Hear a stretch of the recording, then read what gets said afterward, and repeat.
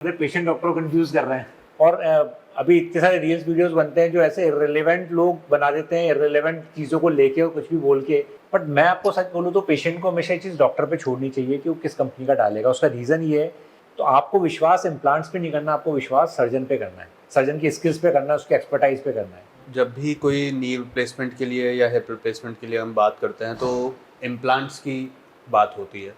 और इम्प्लांट्स में भी बहुत कन्फ्यूजन है। लाइक आप जाएंगे तो जो भी कंसल्टेंट्स हैं वो 3-4 ऑप्शन दे देते हैं कि ये इम्प्लांट्स आप यूज़ कर सकते हैं, इसकी ये वैरायटी है, ये इसकी लॉन्गिटिविटी है। तो ये इन सब बातों से भी काफ़ी कन्फ्यूजन और काफ़ी चीज़ें क्रिएट होती हैं एक पेशेंट के दिमाग में।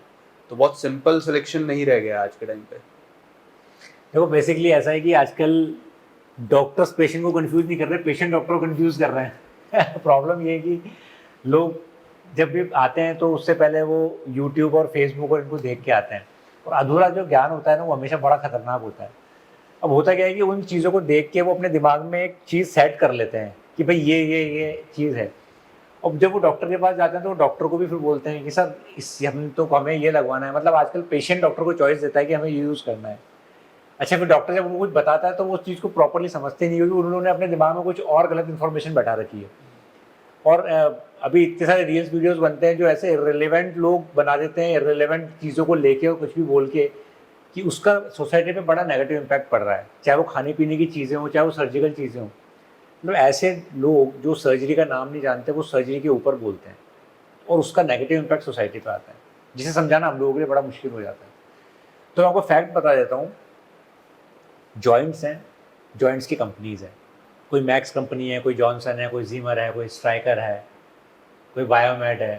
मतलब बहुत सारी कंपनीज़ हैं। ऑब्वियसली हर चीज़ की कंपनीज आती हैं, इनकी भी कंपनी आएगी। इन जॉइंट्स के अंदर जो जो मटेरियल होता है ये बेसिकली एलॉय से मिलके बनता है। एलॉय में कोबाल्ट, क्रोमियम, निकल, मोलिब्डेनम, टाइटेनियम, ये सब चीज़ें होती हैं, इन्हीं से मिलके बनते हैं। और इनके बीच में एक आता है हाईली क्रॉसिंग पॉलीइथाइलिन जो जॉइंट के लिए होता है। सभी का यही मोर और लेस यही चीज़ें कंपोजिशन होता है। अब होता क्या है कि अगर पेशेंट डॉक्टर्स को कई बार चॉइस देते हैं कि हमें तो इस कंपनी का डलवाना है, बट मैं आपको सच बोलूँ तो पेशेंट को हमेशा ये चीज़ डॉक्टर पे छोड़नी चाहिए कि वो किस कंपनी का डालेगा। उसका रीज़न ये है कि आपकी इम्प्लांट की जो लाइफ है ना वो इम्प्लांट के ऊपर डिपेंड नहीं है, वो सर्जन की स्किल पर डिपेंड है कि सर्जन ने उसका अलाइनमेंट कैसा सेट करके दिया है। अगर जो सर्जन जिस जॉइंट को सबसे ज़्यादा यूज़ करता है, ऑब्वियसली उसमें उसकी महारत हासिल होगी और उसी को वो बेस्ट कर पाएगा। तो आपको विश्वास इम्प्लांट्स पे नहीं करना, आपको विश्वास सर्जन पे करना है, सर्जन की स्किल्स पे करना है, उसके एक्सपर्टाइज पे करना है। समझ रहे हैं? तो इसलिए सर्जन जो इम्प्लांट यूज़ करता है उसको बेस्ट तरीके से अलाइन करके देगा, आपके पैर का अलाइनमेंट अच्छा रहेगा। एग्जाम्पल है बहुत बड़ा है, आप टायर किसी का भी ले आओ, MRF, अपोलो, ब्रिजस्टोन, अगर आपके टायर का गाड़ी का अलाइनमेंट सही नहीं है तो वो चाहे 1 किलोमीटर की गारंटी दे दो, नहीं चलेगा, वो 10,000 में घिस जाएगा। सेम चीज़ आपके यहाँ पर है। अगर इनका अलाइनमेंट अच्छी तरह सेट है तो आपके इम्प्लांट्स हमारे पास डेटा है 25-25, 30-30 साल पुराने किए हुए जो आज भी चल रहे हैं। तो एक तो चीज़ हुई ये।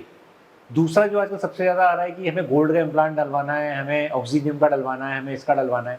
तो ये भी मैं फैक्ट बता दूं कि ऑक्सीनियम और गोल्ड कोटेड इम्प्लांट्स वही इम्प्लांट्स हैं जो नॉर्मल इम्प्लांट्स हैं, इनके ऊपर कोटिंग की गई है। और इनको बनाने का जो मेन मकसद था वो ये था कि जिन लोगों को मेटल से एलर्जी होती है, कुछ पेशेंट्स होते हैं जिनको मेटल से एलर्जी होती है, तो उन पेशेंट्स के लिए इम्प्लांट डिज़ाइन किए गए थे।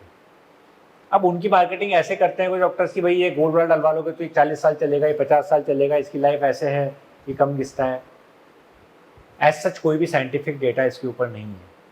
आपको मेटल एलर्जी है, आप इन कोटेड इम्प्लांट्स पे जाइए, आपको नहीं है, आपको इनके बारे में सोचने की ज़रूरत ही नहीं है। आप अपने अच्छे एक्सपीरियंस सर्जन के पास जाइए जिस पर आप विश्वास कर सकें, और वो जो इम्प्लांट्स कहता है उसको यूज़ करें।